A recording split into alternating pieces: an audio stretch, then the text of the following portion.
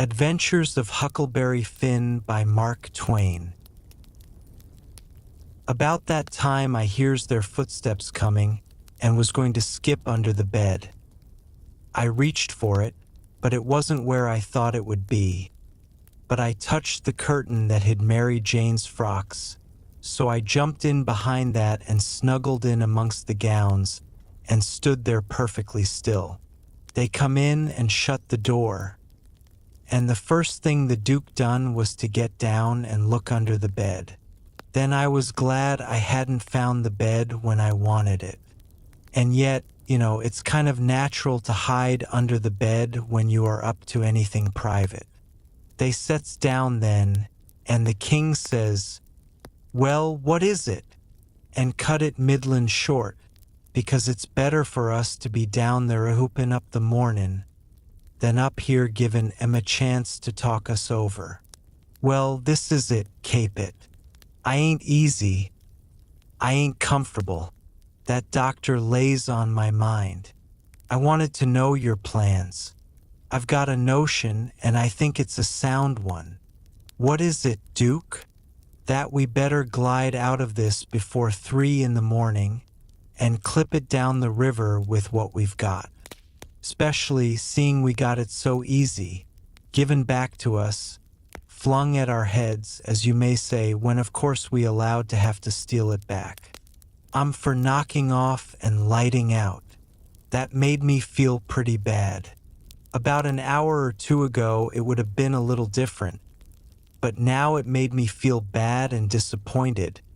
The king rips out and says, "What? And not sell out the rest o' the property? March off like a passel of fools and leave $8,000 or $9,000 worth o' property layin' around just sufferin' to be scooped in? And all good, saleable stuff, too." The Duke, he grumbled, said the bag of gold was enough, and he didn't want to go no deeper.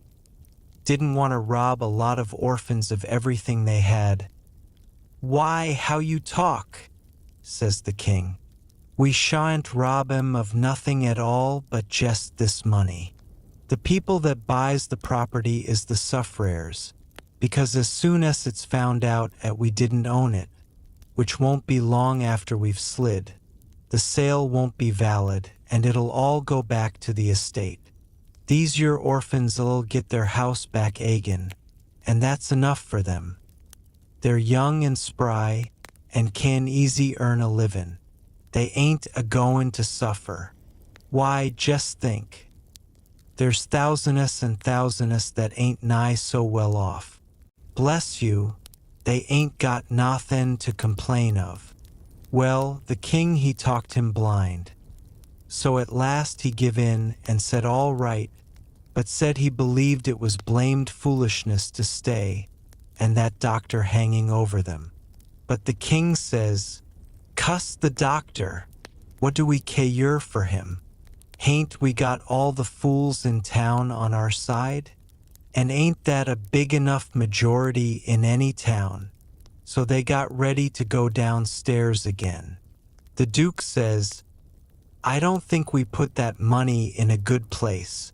That cheered me up. I'd begun to think I warn't going to get a hint of no kind to help me.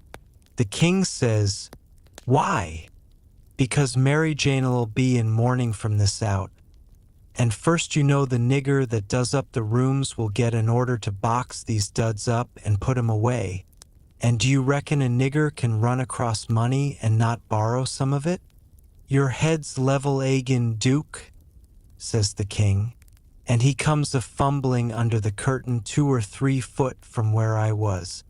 I stuck tight to the wall and kept mighty still, though quivery, and I wondered what them fellows would say to me if they catched me, and I tried to think what I'd better do if they did catch me. But the king, he got the bag before I could think more than about a half a thought, and he never suspicioned I was around. They took and shoved the bag through a rip in the straw tick that was under the feather bed, and crammed it in a foot or two amongst the straw and said it was all right now, because a nigger only makes up the feather bed, and don't turn over the straw tick only about twice a year, and so it warn't in no danger of getting stole now. But I knowed better. I had it out of there before they was halfway downstairs.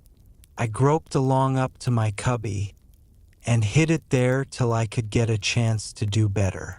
I judged I better hide it outside of the house somewheres, because if they missed it they would give the house a good ransacking. I knowed that very well. Then I turned in with my clothes all on.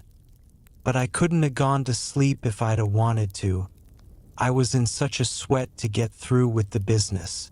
By and by I heard the king and the duke come up. So I rolled off my pallet and laid with my chin at the top of my ladder and waited to see if anything was going to happen. But nothing did that, so I held on till all the late sounds had quit and the early ones hadn't begun yet. And then I slipped down the ladder. I crept to their doors and listened. They was snoring. So I tiptoed along and got downstairs all right. There warn't a sound anywheres. I peeped through a crack of the dining room door and see the men that was watching the corpse all sound asleep on their chairs. The door was open into the parlor where the corpse was laying, and there was a candle in both rooms. I passed along and the parlor door was open, but I see there warn't nobody in there but the remainders of Peter. So I shoved on by, but the front door was locked and the key wasn't there. Just then I heard somebody coming down the stairs, back behind me. I run in the parlor and took a swift look around, and the only place I see to hide the bag was in the coffin. The lid was shoved along about a foot, showing the dead man's face down in there, with a wet cloth over it and his shroud on. I tucked the money bag in under the lid, just down beyond where his hands was crossed, which made me creep. They was so cold, and then I run back across the room and in behind the door. The person coming was Mary Jane. She went to the coffin very soft and kneeled down and looked in. Then she put up her handkerchief and I see she begun to cry, though I couldn't hear her and her back was to me. I slid out, and as I passed the dining room I thought I'd make sure them watchers hadn't seen me. So I looked through the crack and everything was all right. They hadn't stirred. I slipped up to bed, feeling ruther blue, on accounts of the thing playing out that way after I had took so much trouble and run so much risk about it. Says I, if it could stay where it is, all right, because when we get down the river 100 mile or two I could write back to Mary Jane, and she could dig him up again and get it. But that ain't the thing that's gonna happen. The thing that's gonna happen is the money'll be found when they come to screw on the lid. Then the king'll get it again, and it'll be a long day before he gives anybody another chance to smouch it from him. Of course I wanted to slide down and get it out of there, but I daren't try it. Every minute it was getting earlier now, and pretty soon some of them watchers would begin to stir, and I might get catched with $6,000 in my hands that nobody hadn't hired me to take care of. I don't wish to be mixed up in no such business as that, I says to myself. When I got downstairs in the morning, the parlor was shut up, and the watchers was gone. There warn't nobody around but the family and the widow Bartley and our tribe. I watched their faces to see if anything had been happening, but I couldn't tell. Towards the middle of the day the undertaker come with his man, and they set the coffin in the middle of the room on a couple of chairs, and then set all our chairs in rows, and borrowed more from the neighbors till the hall and the parlor and the dining room was full. I see the coffin lid was the way it was before, but I daren't go to look in under it with folks around. Then the people begun to flock in, and the beats and the girls took seats in the front row at the head of the coffin, and for a half an hour the people filed around slow in single rank and looked down at the dead man's face a minute, and some dropped in a tear, and it was all very still and solemn, Only the girls and the beats holding handkerchiefs to their eyes and keeping their heads bent, and sobbing a little. There warn't no other sound but the scraping of the feet on the floor and blowing noses, because people always blows them more at a funeral than they do at other places except church. When the place was packed full, the undertaker he slid around in his black gloves with his softy soothing ways, putting on the last touches and getting people and things all ship-shape and comfortable, and making no more sound than a cat. He never spoke. He moved people around, he squeezed in late ones, he opened up passageways and done it with nods and signs with his hands. Then he took his place over against the wall.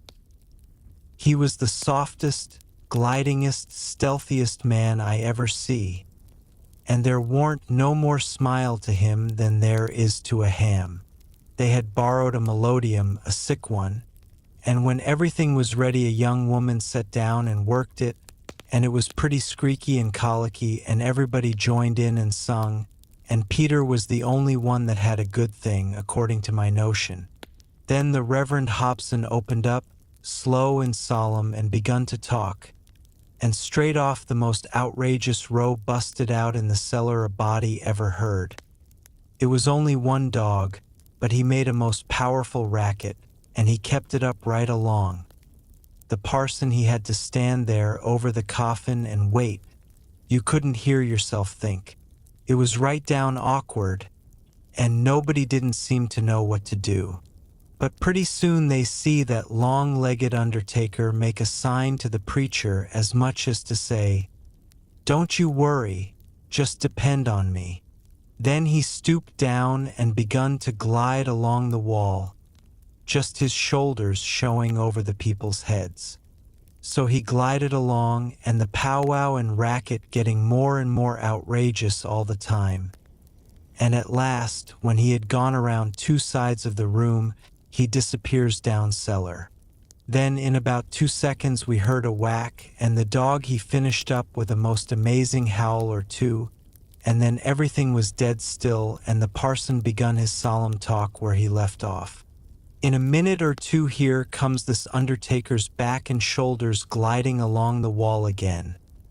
And so he glided and glided around 3 sides of the room, and then rose up and shaded his mouth with his hands, and stretched his neck out towards the preacher, over the people's heads, and says, in a kind of a coarse whisper, "He had a rat." Then he drooped down and glided along the wall again to his place. You could see it was a great satisfaction to the people, because naturally they wanted to know. A little thing like that don't cost nothing, and it's just the little things that makes a man to be looked up to and liked. There warn't no more popular man in town than what that undertaker was. Well, the funeral sermon was very good, but pison long and tiresome, and then the king he shoved in and got off some of his usual rubbish, and at last the job was through, and the undertaker begun to sneak up on the coffin with his screwdriver. I was in a sweat then, and watched him pretty keen, but he never meddled at all. Just slid the lid along as soft as mush, and screwed it down tight and fast. So there I was. I didn't know whether the money was in there or not. So, says I suppose somebody has hogged that bag on the sly. Now how do I know whether to write to Mary Jane or not? S'pose she dug him up and didn't find nothing. What would she think of me? Blame it, I says, I might get hunted up and jailed. I'd better lay low and keep dark and not write at all. The thing's awful mixed now. Trying to better it, I've worsened it 100 times, and I wish to goodness I'd just let it alone. Dad fetched the whole business.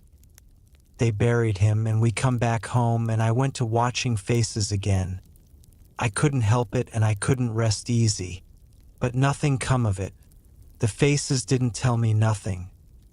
The king he visited around in the evening, and sweetened everybody up, and made himself ever so friendly. And he give out the idea that his congregation over in England would be in a sweat about him. so he must hurry and settle up the estate right away and leave for home. He was very sorry he was so pushed, and so was everybody. They wished he could stay longer, but they said they could see it couldn't be done. And he said of course him and William would take the girls home with them, and that pleased everybody too, because then the girls would be well fixed and amongst their own relations. And it pleased the girls too, tickled them so they clean forgot they ever had a trouble in the world, and told him to sell out as quick as he wanted to, they would be ready. Them poor things was that glad and happy it made my heart ache to see them getting fooled and lied to so, but I didn't see no safe way for me to chip in and change the general tune. Well, blamed if the king didn't build the house and the niggers and all the property for auction straight off, sale 2 days after the funeral. But anybody could buy private beforehand if they wanted to. So the next day after the funeral, along about noontime, the girls' joy got the first jolt. A couple of nigger traders come along, and the king sold them the niggers reasonable for 3-day drafts as they called it, and away they went, the 2 sons up the river to Memphis and their mother down the river to Orleans. I thought them poor girls and them niggers would break their hearts for grief. They cried around each other, and took on so it most made me down sick to see it. The girls said they hadn't ever dreamed of seeing the family separated or sold away from the town. I can't ever get it out of my memory, the sight of them poor miserable girls and niggers hanging around each other's necks and crying. And I reckon I couldn't have stood it all, but would have had to bust out and tell on our gang if I hadn't knowed the sale warn't no account and the niggers would be back home in a week or 2. The thing made a big stir in the town, too, and a good many come out flatfoot and said it was scandalous to separate the mother and the children that way. It injured the fraud some, but the old fool he buled right along, spite of all the Duke could say or do, and I tell you the Duke was powerful uneasy. Next day was auction day. About broad day in the morning the king and the Duke come up in the garret and woke me up, and I see by their look that there was trouble. The king says, "Was you in my room night before last?" "No, your majesty," which was the way I always called him when nobody but our gang warn't around. "Was you in there yesterday or last night?" "No, your majesty." "Honor bright now, no lies." "Honor bright, your majesty. I'm telling you the truth. I hain't been in near your room since Miss Mary Jane took you and the Duke and showed it to you." The Duke says, "Have you seen anybody else go in there?" "No, your grace. Not as I remember, I believe." "Stop and think." I studied a while and see my chance.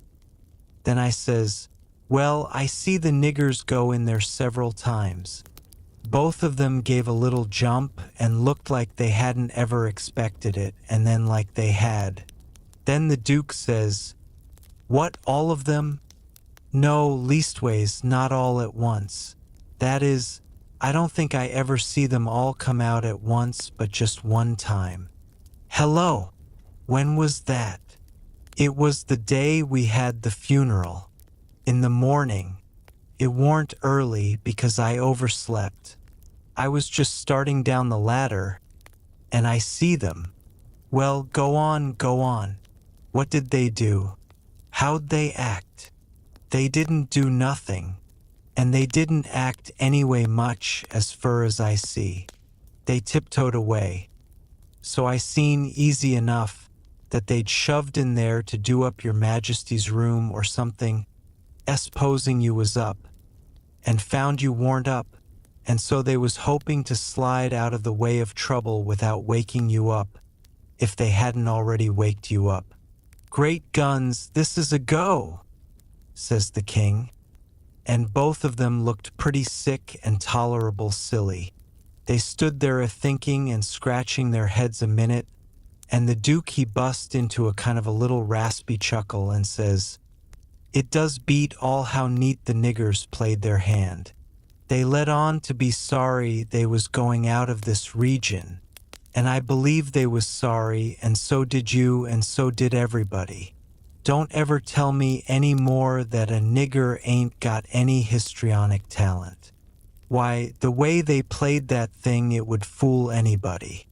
In my opinion, there's a fortune in 'em. If I had capital and a theater, I wouldn't want a better layout than that. And here we've gone and sold 'em for a song. Yes, and ain't privileged to sing the song yet. Say, where's that song, that draft? In the bank for to be collected. Where would it be? Well, that's all right then, thank goodness. Says I, kind of timid like, is something gone wrong? The king whirls on me and rips out, none of your business. You keep your head shet and mind why our own affairs, if you got any. Long as you're in this town, don't you forget that. You hear? Then he says to the Duke, we got to just swaller it and say nothin'. Mum's the word for us. As they was starting down the ladder, the Duke he chuckles again and says, quick sales and small profits. It's a good business, yes. The king snarls around on him and says, I was trying to do for the best in sellin', am out so quick. If the profits has turned out to be none, lackin' considerable, and none to carry, is it my fault any more'n it's yourn? Well, they'd be in this house yet, and we wouldn't if I could 'a' got my advice listened to. The king sassed back as much as was safe for him, and then swapped around and lit into me again. He give me down the banks for not coming and telling him I see the niggers come out of his room acting that way. Said any fool would 'a' knowed something was up, and then waltzed in and cussed himself a while, and said it all come of him not laying late and taking his natural rest that morning, and he'd be blamed if he'd ever do it again. So they went off a jawing, and I felt dreadful glad I'd worked it all off on to the niggers, and yet hadn't done the niggers no harm by it. By and by it was getting up time, so I come down the ladder and started for downstairs. But as I come to the girl's room, the door was open, and I see Mary Jane setting by her old hair trunk, which was open and she'd been packing things in it, getting ready to go to England. But she had stopped now with a folded gown in her lap and had her face in her hands, crying. I felt awful bad to see it. Of course anybody would. I went in there and says, Miss Mary Jane, you can't a bear to see people in trouble, and I can't. Most always. Tell me about it. So she done it. And it was the niggers, I just expected it. She said the beautiful trip to England was most about spoiled for her. She didn't know how she was ever going to be happy there, knowing the mother and the children weren't ever going to see each other no more. And then busted out bitterer than ever and flung up her hands and says, oh dear, dear, to think they ain't ever going to see each other any more. But they will, and inside of 2 weeks, and I know it. Says I, laws, it was out before I could think, and before I could budge, she throws her arms around my neck and told me to say it again. Say it again. Say it again. I see I had spoke too sudden and said too much and was in a close place. I asked her to let me think a minute, and she sat there very impatient and excited and handsome, but looking kind of happy and eased up, like a person that's had a tooth pulled out. So I went to studying it out. I says to myself, I reckon a body that ups and tells the truth when he is in a tight place is taking considerable many risks, though I ain't had no experience and can't say for certain. But it looks so to me anyway. And yet here's a case where I'm blessed if it don't look to me like the truth is better and actually safer than a lie.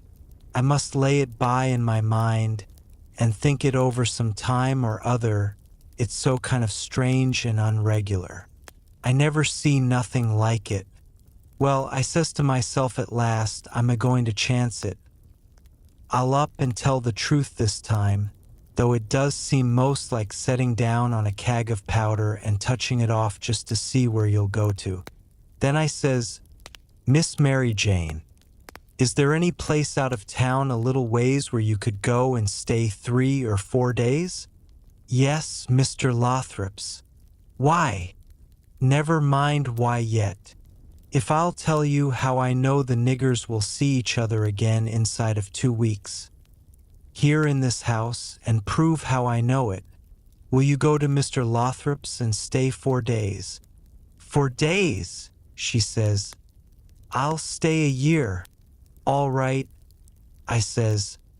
I don't want nothing more out of you than just your word. I druther have it than another man's kiss, the Bible. She smiled and reddened up very sweet, and I says, if you don't mind it, I'll shut the door and bolt it. Then I come back and set down again and says, don't you holler, just set still and take it like a man. I got to tell the truth, and you want to brace up, Miss Mary, because it's a bad kind and going to be hard to take. But there ain't no help for it. These uncles of yourn ain't no uncles at all. They're a couple of frauds, regular deadbeats. There, now we're over the worst of it, you can stand the rest middling easy. It jolted her up like everything, of course. But I was over the shoal water now, so I went right along, her eyes a-blazing higher and higher all the time, and told her every blame thing, from where we first struck that young fool going up to the steamboat, clear through to where she flung herself onto the king's breast at the front door and he kissed her 16 or 17 times. And then up she jumps, with her face afire like sunset, and says, the brute! Come, don't waste a minute. Not a second. We'll have them tarred and feathered and flung in the river. Says I, certain Ly. But do you mean before you go to Mr. Lothrop's, or? Oh, she says, what am I thinking about? She says, and set right down again. Don't mind what I said. Please don't. You won't now, will you? Laying her silky hand on mine in that kind of a way that I said I would die first. I never thought I was so stirred up, she says. Now go on, and I won't do so any more. You tell me what to do, and whatever you say, I'll do it.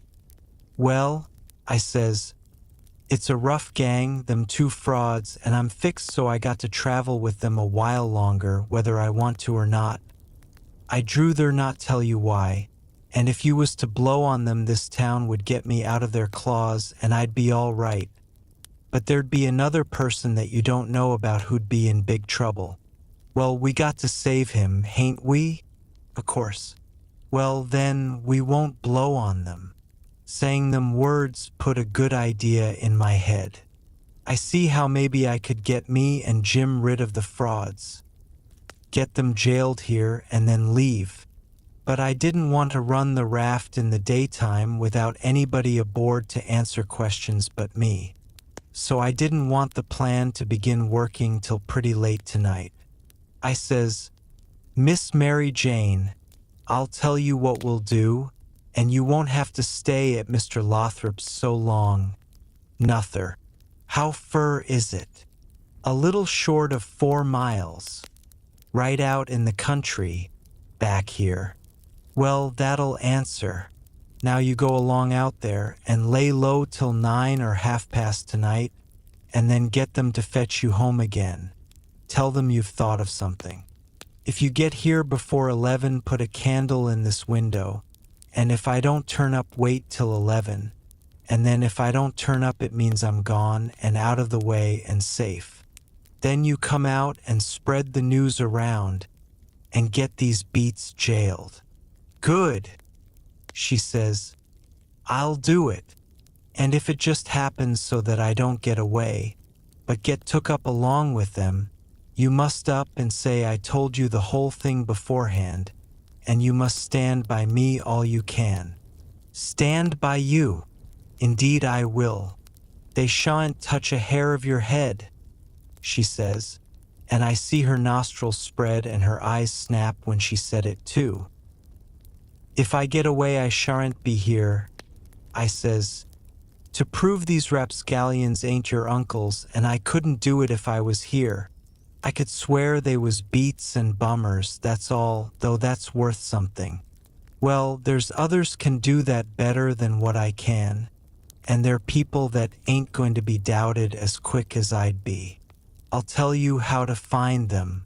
Gimme a pencil and a piece of paper. There, Royal Nonsuch, Bricksville. Put it away and don't lose it. When the court wants to find out something about these two, let them send up to Bricksville and say they've got the men that played the Royal Nonsuch and ask for some witnesses. Why, you'll have that entire town down here before you can hardly wink, Miss Mary. And they'll come a-biling, too. I judged we had got everything fixed about right now. So I says, just let the auction go right along, and don't worry. Nobody don't have to pay for the things they buy till a whole day after the auction on accounts of the short notice, and they ain't going out of this till they get that money. And the way we fixed it, the sale ain't gonna count, and they ain't gonna get no money. It's just like the way it was with the niggers. It warn't no sale, and the niggers will be back before long. Why, they can't collect the money for the niggers yet. They're in the worst kind of a fix, Miss Mary. Well, she says, I'll run down to breakfast now, and then I'll start straight for Mr. Lothrop's. Deed, that ain't the ticket, Miss Mary Jane. I says, by no manner of means, go before breakfast. Why? What did you reckon I wanted you to go at all for, Miss Mary? Well, I never thought, and come to think, I don't know. What was it? Why, it's because you ain't one of these leather-faced people. I don't want no better book than what your face is. A body can set down and read it off like coarse print. Do you reckon you can go and face your uncles when they come to kiss you good morning, and never... There, don't. Yes, I'll go before breakfast. I'll be glad to. And leave my sisters with them. Yes, never mind about them. They've got to stand it yet a while. They might suspicion something if all of you was to go. I don't want you to see them, nor your sisters, nor nobody in this town. If a neighbor was to ask, how is your uncles this morning, your face would tell something. No, you go right along, Miss Mary Jane, and I'll fix it with all of them. I'll tell Miss Susan to give your love to your uncles and say you've went away for a few hours to get a little rest and change, or to see a friend, and you'll be back tonight or early in the morning. Gone to see a friend is all right, but I won't have my love given to them. Well, then, it shan't be. It was well enough to tell her so. No harm in it. It was only a little thing to do and no trouble. And it's the little things that smooths people's roads the most, down here below. It would make Mary Jane comfortable, and it wouldn't cost nothing. Then I says, there's one more thing, that bag of money. Well, they've got that. And it makes me feel pretty silly to think how they got it. No, you're out there. They hain't got it. Why? Who's got it? I wish I knowed, but I don't. I had it because I stole it from them, and I stole it to give to you. And I know where I hid it, but I'm afraid it ain't there no more. I'm awful sorry, Miss Mary Jane. I'm just as sorry as I can be. But I done the best I could. I did honest. I come nigh getting caught, and I had to shove it into the first place I come to and run, and it warn't a good place. Oh, stop blaming yourself. It's too bad to do it, and I won't allow it. You couldn't help it. It wasn't your fault. Where did you hide it? I didn't want to set her to thinking about her troubles again, and I couldn't seem to get my mouth to tell her what would make her see that corpse laying in the coffin with that bag of money on his stomach. So for a minute I didn't say nothing. Then I says, I'd ruther not tell you where I put it, Miss Mary Jane, if you don't mind letting me off. But I'll write it for you on a piece of paper, and you can read it along the road to Mr. Lothrop's if you want to. Do you reckon that'll do? Oh, yes. So I wrote, I put it in the coffin. It was in there when you was crying there, away in the night. I was behind the door, and I was mighty sorry for you, Miss Mary Jane. It made my eyes water a little to remember her crying there all by herself in the night, and them devils laying there right under her own roof, shaming her and robbing her. And when I folded it up and give it to her, I see the water come into her eyes, too, and she shook me by the hand, hard, and says, Goodbye. I'm going to do everything just as you've told me, and if I don't ever see you again, I shan't ever forget you, and I'll think of you a many a time, and I'll pray for you, too. And she was gone. Pray for me. I reckoned if she knowed me she'd take a job that was more nearer her size. But I bet she done it just the same. She was just that kind. She had the grit to pray for Judos if she took the notion. There warn't no back down to her, I judge. You may say what you want to, but in my opinion she had more sand in her than any girl I ever see. In my opinion she was just full of sand. Sounds like flattery, but it ain't no flattery. And when it comes to beauty, and goodness too, she lays over them all. I hain't ever seen her since that time that I see her go out of that door. No, I hain't ever seen her since, but I reckon I've thought of her a many a million times, and of her saying she would pray for me, and if ever I'd a thought it would do any good for me to pray for her, blamed if I wouldn't have done it or bust. Well, Mary Jane, she lit out the back way, I reckon, because nobody see her go. When I struck Susan and the harelip, I says, What's the name of them people over on t'other side of the river that you all goes to see sometimes? They says, There's several, but it's the Proctors mainly. That's the name, I says. I most forgot it. Well, Miss Mary Jane, she told me to tell you she's gone over there in a dreadful hurry. One of them's sick. Which one? I don't know. Leastways, I kinder forget, but I thinks it's, sakes alive, I hope it ain't Hanner? I'm sorry to say it, I says, but Hanner's the very one. My goodness, and she so well only last week. Is she took bad? It ain't no name for it. They set up with her all night, Miss Mary Jane said, and they don't think she'll last many hours. Only think of that now. What's the matter with her? I couldn't think of anything reasonable, right off that way, so I says, Mumps, your granny. They don't set up with people that's got the mumps. They don't they? You better bet they do with these mumps. These mumps is different. It's a new kind, Miss Mary Jane said. How's it a new kind? Because it's mixed up with other things. What other things? Well, measles and whooping cough and erysipelas and consumption and yallerjanders and brain fever and I don't know what all. My land, and they call it the mumps. That's what Miss Mary Jane said. Well, what in the nation do they call it the mumps for? Why, because it is the mumps. that's what it starts with. Well, there ain't no sense in it.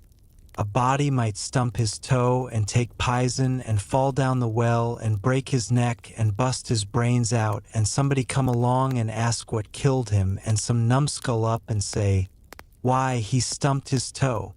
Would there be any sense in that? No. And there ain't no sense in this, nother. Is it catching? Is it catching? Why, how you talk. Is a harrow catching in the dark? If you don't hitch on to one tooth, you're bound to on another. Ain't you? And you can't get away with that tooth without fetching the whole harrow along. Can you? Well, these kind of mumps is a kind of a harrow, as you may say, and it ain't no slouch of a harrow, nother. You come to get it hitched on good. Well, it's awful, I think, says the harelip. I'll go to Uncle Harvey and... Oh, yes, I says, I would. Of course I would. I wouldn't lose no time. Well, why wouldn't you? Just look at it a minute and maybe you can see. Hain't your uncles obleeged to get along home to England as fast as they can? And do you reckon they'd be mean enough to go off and leave you to go all that journey by yourselves? You know they'll wait for you. So far, so good. Your Uncle Harvey's a preacher, ain't he? Very well, then. Is a preacher going to deceive a steamboat clerk? Is he going to deceive a ship clerk? So as to get them to let Miss Mary Jane go aboard? Now you know he ain't. What will he do, then? Why, he'll say, "It's a great pity, but my church matters has got to get along the best way they can. For my niece has been exposed to the dreadful pluribus unum mumps, and so it's my bounden duty to set down here and wait the 3 months it takes to show on her if she's got it. But never mind if you think it's best to tell your Uncle Harvey. Shucks, and stay fooling around here when we could all be having good times in England whilst we was waiting to find out whether Mary Jane's got it or not. Why, you talk like a muggins. Well, anyway, maybe you'd better tell some of the neighbors. Listen at that, now. You do beat all for natural stupidness. Can't you see that they'd go and tell? There ain't no way but just to not tell anybody at all. Well, maybe you're right. Yes, I judge you are right. But I reckon we ought to tell Uncle Harvey she's gone out a while. Anyway, so he won't be uneasy about her? Yes, Miss Mary Jane, she wanted you to do that. She says, "Tell them to give Uncle Harvey and William my love and a kiss, and say I've run over the river to see Mr. What is the name of that rich family your Uncle Peter used to think so much of? I mean the one that... Why, you must mean the Apthorps, ain't it? Of course. Bother them kind of names, a body can't ever seem to remember them half the time somehow.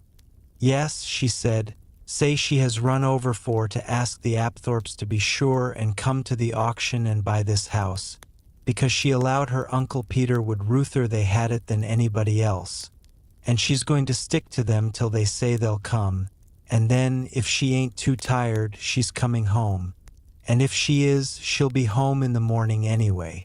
She said, don't say nothing about the Proctors, but only about the Apthorps, which'll be perfectly true, because she is going there to speak about their buying the house. I know it, because she told me so herself. All right, they said, and cleared out to lay for their uncles, and give them the love and the kisses, and tell them the message. Everything was all right now. The girls wouldn't say nothing because they wanted to go to England, and the king and the duke would ruther Mary Jane was off working for the auction than around in reach of Dr. Robinson. I felt very good. I judged I had done it pretty neat. I reckon Tom Sawyer couldn't have done it no neater himself. Of course he would have throwed more style into it, but I can't do that very handy, not being brung up to it. Well, they held the auction in the public square along towards the end of the afternoon, and it strung along, and the old man he was on hand and looking his level Pisonist, up there long side of the auctioneer, and chipping in a little scripture now and then, or a little goody-goody saying of some kind, and the Duke he was around goo-gooing for sympathy all he knowed how, and just spreading himself generally. But by and by the thing dragged through and everything was sold. Everything but a little old trifling lot in the graveyard. So they got to work that off. I never see such a giraffe as the king was for wanting to swallow everything. Well, whilst they was at it a steamboat landed, and in about 2 minutes up comes a crowd a-whooping and yelling and laughing and carrying on, and singing out, "Here's your opposition line. Here's your 2 sets o' heirs to old Peter Wilkes, and you pays your money and you takes your choice." They was fetching a very nice-looking old gentleman along, and a nice-looking younger one, with his right arm in a sling. And my souls, how the people yelled and laughed, and kept it up. But I didn't see no joke about it, and I judged it would strain the Duke and the King some to see any. I reckoned they'd turn pale. But no, nary a pale did they turn. The Duke he never let on he suspicioned what was up, but just went a-goo-gooing around, happy and satisfied, like a jug that's googling out buttermilk. And as for the King, he just gazed and gazed down sorrowful on them newcomers like it give him the stomach ache in his very heart to think there could be such frauds and rascals in the world. Oh, he done it admirable. Lots of the principal people gathered around the King to let him see they was on his side. That old gentleman that had just come looked all puzzled to death. Pretty soon he begun to speak, and I see straight off he pronounced like an Englishman. Not the King's way, though the King's was pretty good for an imitation. I can't give the old gent's words, nor I can't imitate him. But he turned around to the crowd and says about like this, "This is a surprise to me which I wasn't looking for, and I'll acknowledge, candid and frank, I ain't very well fixed to meet it and answer it. For my brother and me has had misfortunes. He's broke his arm, and our baggage got put off at a town above here last night in the night by a mistake. I am Peter Wilkes' brother Harvey, and this is his brother William, which can't hear nor speak, and can't even make signs to amount to much. Now't he's only got one hand to work them with. We are who we say we are, and in a day or two when I get the baggage I can prove it. But up till then I won't say nothing more, but go to the hotel and wait." So him and the new dummy started off, and the King he laughs and blethers out, "Broke his arm very likely, ain't it? And very convenient too, for a fraud that's got to make signs and ain't learnt how. Lost their baggage. That's mighty good and mighty ingenious under the circumstances." So he laughed again, and so did everybody else except 3 or 4 or maybe half a dozen. One of these was that doctor. Another one was a sharp-looking gentleman with a carpet bag of the old-fashioned kind made out of carpet stuff that had just come off of the steamboat and was talking to him in a low voice and glancing towards the King now and then and nodding their heads.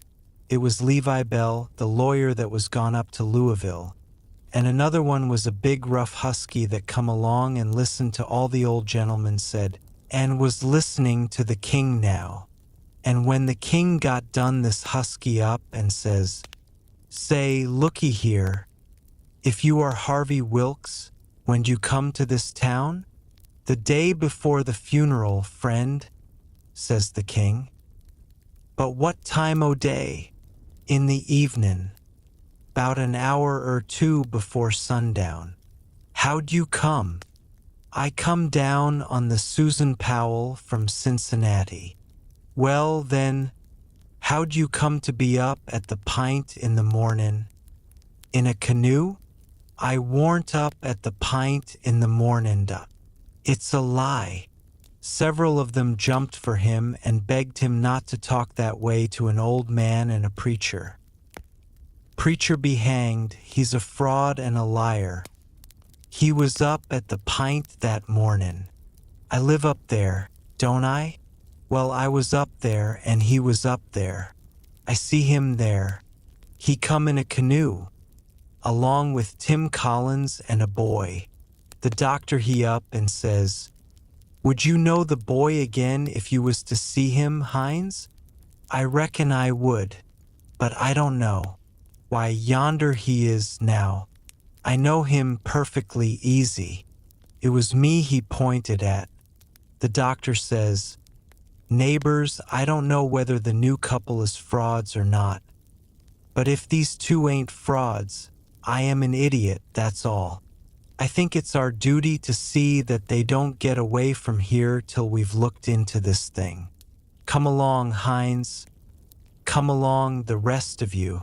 We'll take these fellows to the tavern and affront them with t'other couple, and I reckon we'll find out something before we get through." It was nuts for the crowd, though maybe not for the king's friends. So we all started. It was about sundown.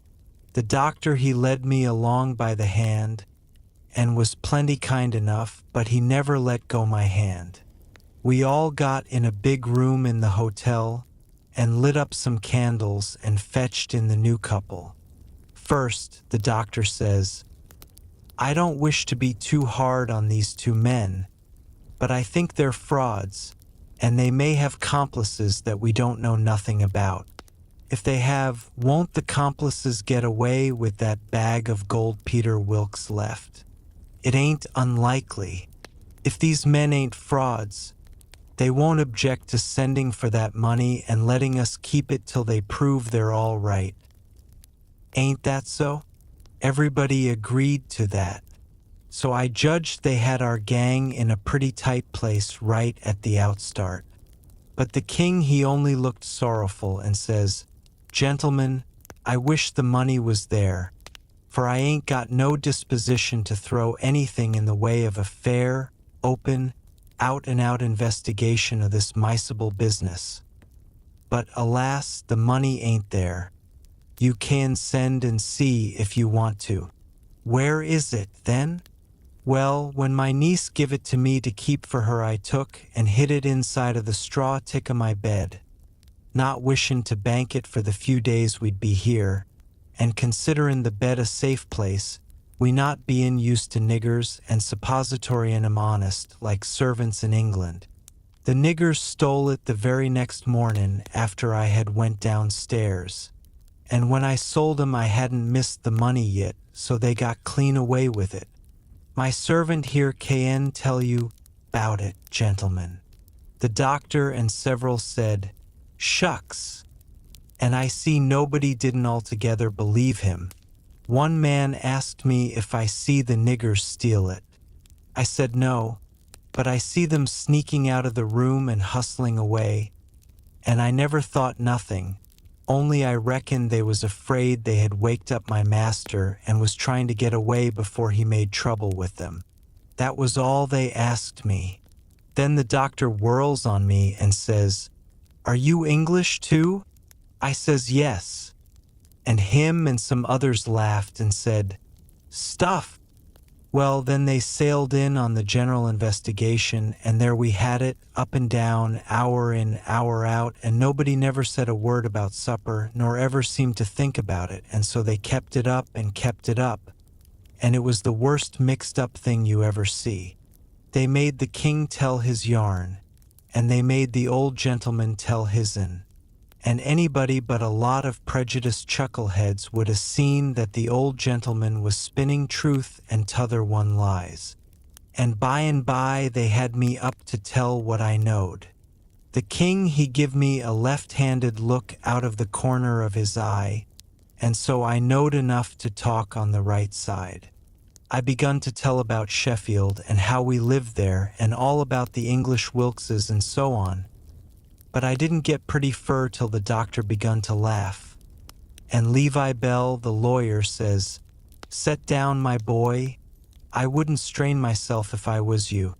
I reckon you ain't used to lying. It don't seem to come handy. What you want is practice. You do it pretty awkward."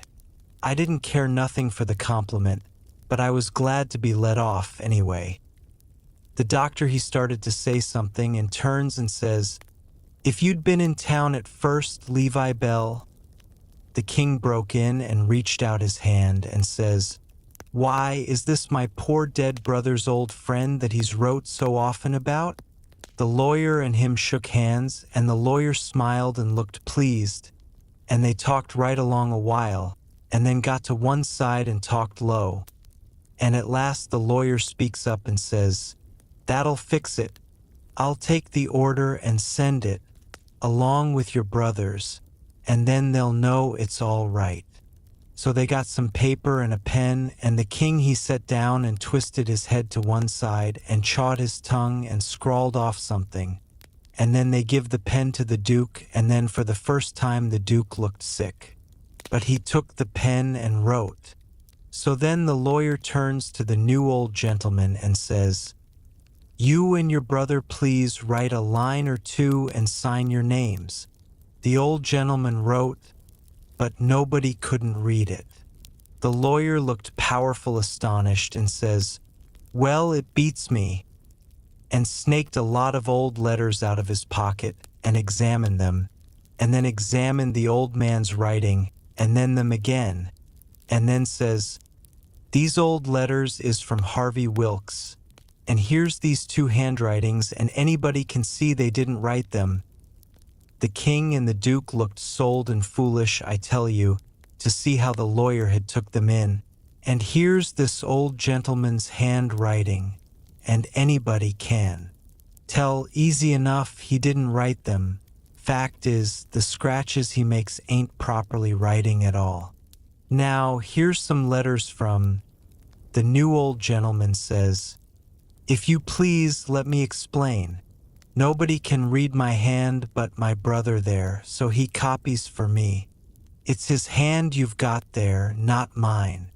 "Well," says the lawyer, "this is a state of things. I've got some of William's letters, too, so if you'll get him to write a line or so, we can calm." "He can't write with his left hand," says the old gentleman. "If he could use his right hand, you would see that he wrote his own letters and mine too. Look at both, please. They're by the same hand."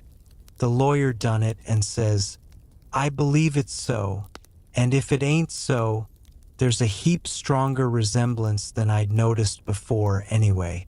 Well, well, well, I thought we was right on the track of a solution, but it's gone to grass, partly. But anyway, one thing is proved. These two ain't either of 'em Wilkes's."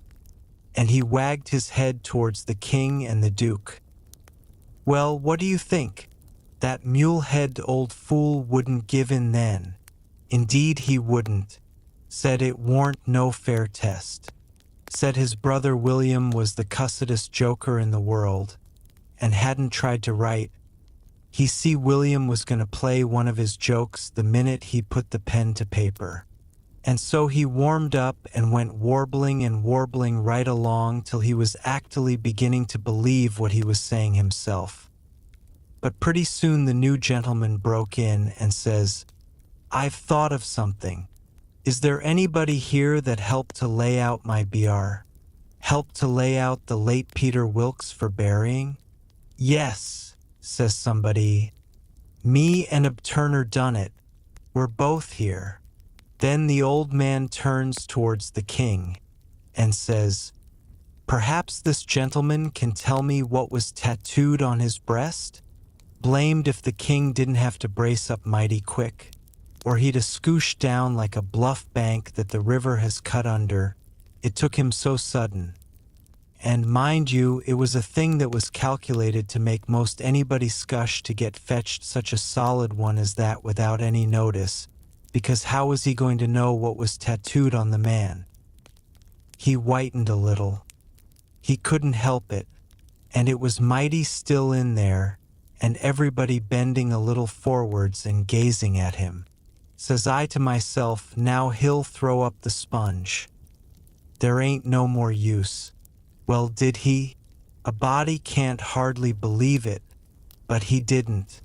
I reckon he thought he'd keep the thing up till he tired them people out so they'd thin out, and him and the Duke could break loose and get away.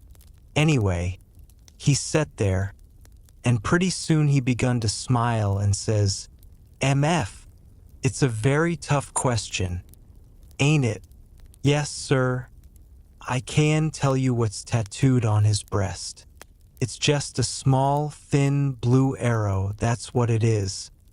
And if you don't look close, you can't see it. Now what do you say, hey? Well, I never see anything like that old blister for clean out and out cheek. The new old gentleman turns brisk towards Turner and his pard, and his eye lights up like he judged he'd got the king this time and says, There, you've heard what he said. Was there any such mark on Peter Wilkes' breast? Both of them spoke up and says, We didn't see no such mark. Good, says the old gentleman. Both of them spoke up again and says, No, we didn't. We never seen any marks at all. Well, everybody was in a state of mind now, and they sings out, the whole bilin of 'em is frauds. L'ES de KM. L'ES droneem. Lee's ride 'em on a rail. And everybody was whooping at once, and there was a rattling powwow. But the lawyer he jumps on the table and yells and says, Gentlemen, gentlemen, hear me just a word. Just a single word. If you please, there's one way yet. Let's go and dig up the corpse and look. That took them, hooray! They all shouted, and was starting right off. But the lawyer and the doctor sung out, hold on, collar all these 4 men and the boy, and fetch them along too. We'll do it, they all shouted. And if we don't find the marks, we'll lynch the whole gang. I was scared now, I tell you, but there warn't no getting away, you know. They gripped us all and marched us right along, straight for the graveyard, which was 1.5 miles down the river, and the whole town at our heels, for we made noise enough, and it was only 9 in the evening to us we went by our house. I wished I hadn't sent Mary Jane out of town, because now if I could tip her the wink she'd light out and save me, and blow on our deadbeats. Well, we swarmed along down the river road, just carrying on like wildcats. And to make it more scary, the sky was darking up, and the lightning beginning to wink and flitter, and the wind to shiver amongst the leaves. This was the most awful trouble and most dangersome I ever was in, and I was kinder stunned. Everything was going so different from what I had allowed for. Instead of being fixed so I could take my own time if I wanted to, and see all the fun, and have Mary Jane at my back to save me and set me free when the clothes fit come, here was nothing in the world betwixt me and sudden death but just them tattoo marks. If they didn't find them, I couldn't bear to think about it. And yet, somehow, I couldn't think about nothing else. It got darker and darker, and it was a beautiful time to give the crowd the slip. But that big husky had me by the wrist, Hines, and a body might as well try to give Golier the slip. He dragged me right along, he was so excited, and I had to run to keep up. When they got there, they swarmed into the graveyard and washed over it like an overflow. And when they got to the grave, they found they had about 100 times as many shovels as they wanted.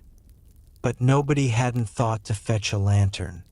But they sailed into digging anyway by the flicker of the lightning, and sent a man to the nearest house, 1/2 mile off, to borrow one, so they dug and dug like everything. And it got awful dark, and the rain started, and the wind swished and swushed along, and the lightning come brisker and brisker, and the thunder boomed. But them people never took no notice of it, they was so full of this business. And 1 minute you could see everything and every face in that big crowd, and the shovelfuls of dirt sailing up out of the grave, and the next second the dark wiped it all out, and you couldn't see nothing at all. At last they got out the coffin and begun to unscrew the lid, and then such another crowding and shouldering and shoving as there was, to scrooge in and get a sight you never see. And in the dark that way it was awful. Hines he hurt my wrist dreadful pulling and tugging so, and I reckon he clean forgot I was in the world, he was so excited and panting. All of a sudden the lightning let go a perfect sluice of white glare, and somebody sings out, "By the living Jingo, here's the bag of gold on his breast."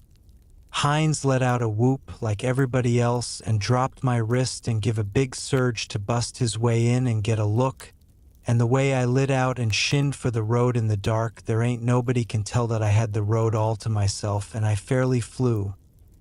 Leastways, I had it all to myself except the solid dark and the now and then glares and the buzzing of the rain and the thrashing of the wind and the splitting of the thunder, and sure as you are born I did clip it along.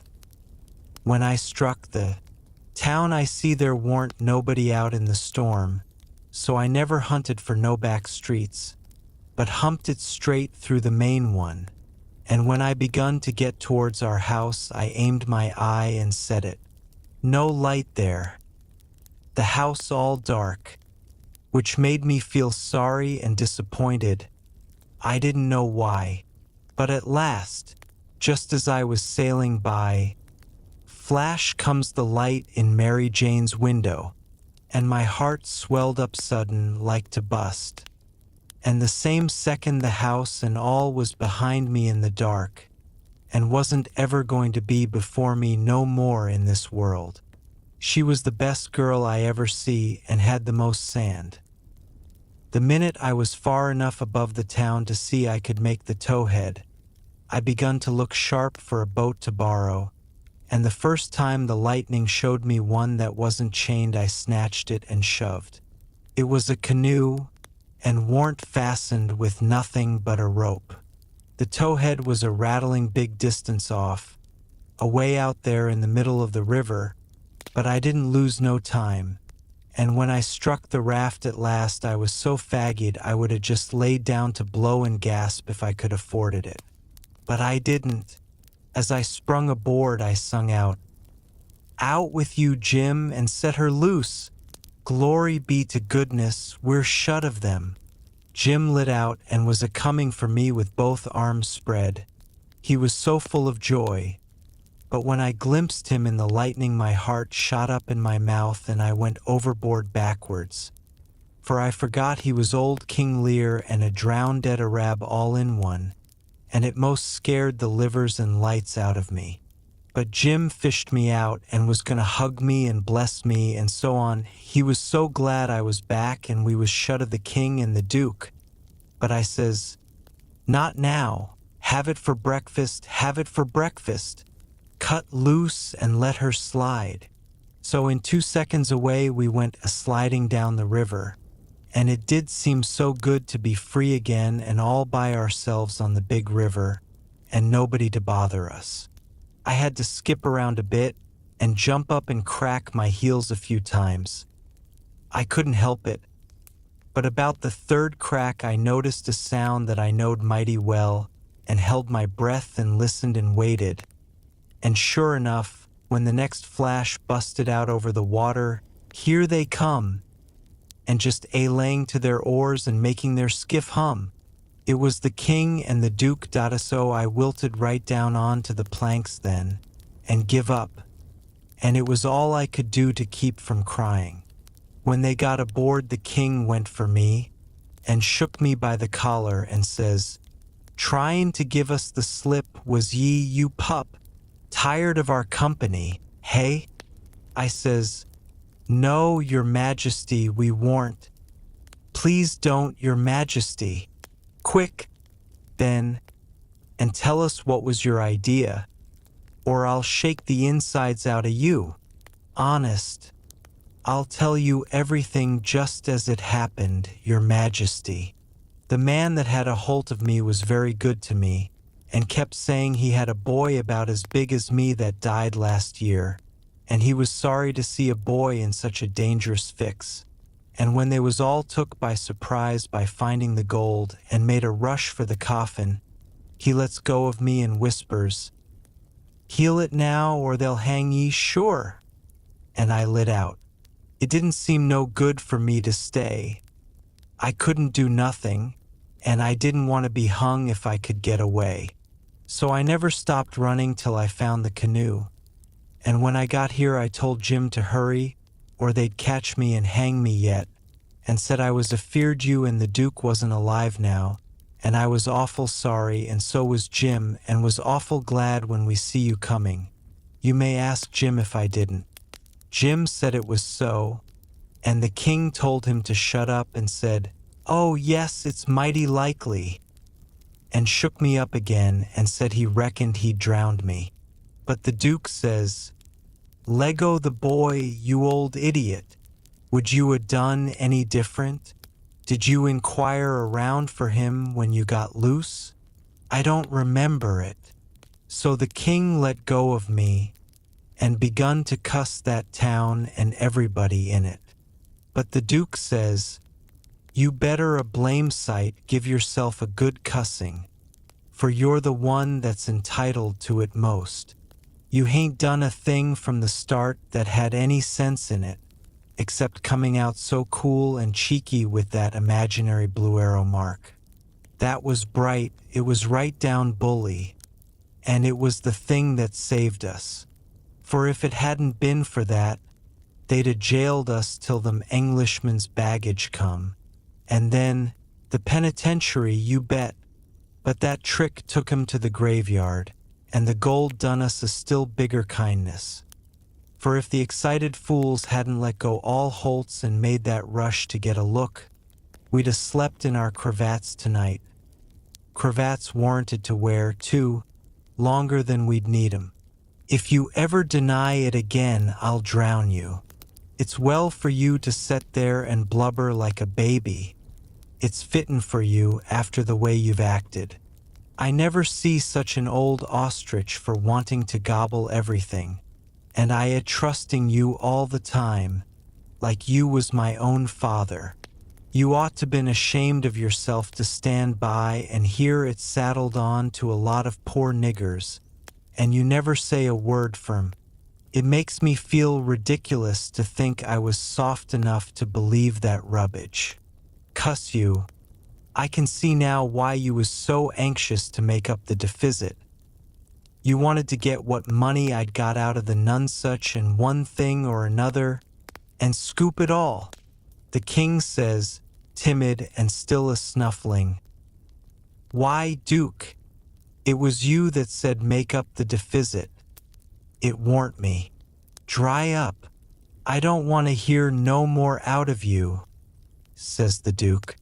"And now you see what you got by it.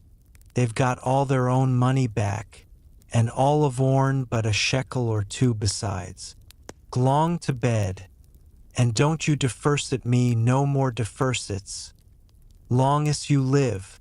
So the king sneaked into the wigwam and took to his bottle for comfort, and before long the Duke tackled his bottle.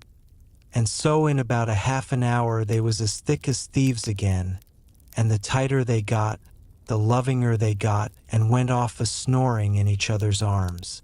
They both got powerful mellow, but I noticed the king didn't get mellow enough to forget to remember to not deny about hiding the money bag again.